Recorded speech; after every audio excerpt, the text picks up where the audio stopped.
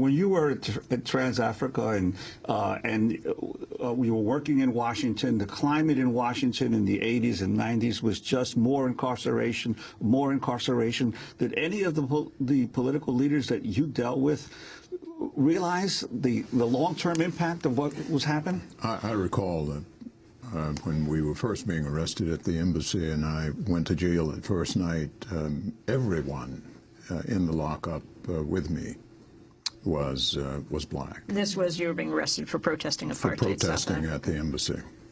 Everyone was black, and I had some sense of this. I think at the time I was told that 1 out of every 3 young black males in the District of Columbia was under one or another arm of the criminal justice system.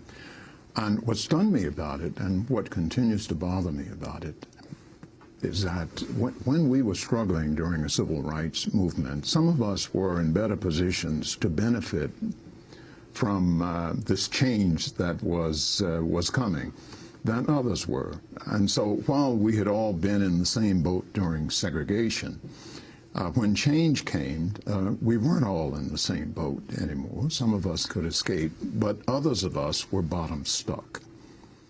And I don't believe that those of us who escaped worked as hard, as tenaciously since, to remember those of us who could not.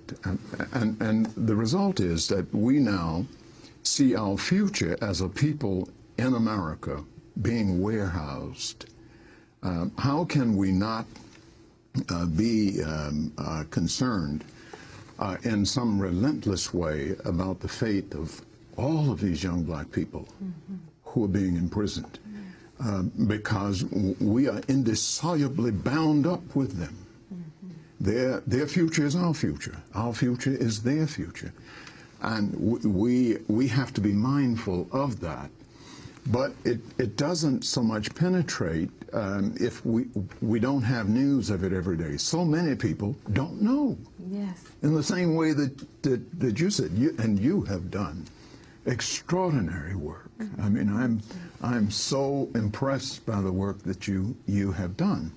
And it is so needed to get us to understand that it is a harness that we all have to get in and pull in.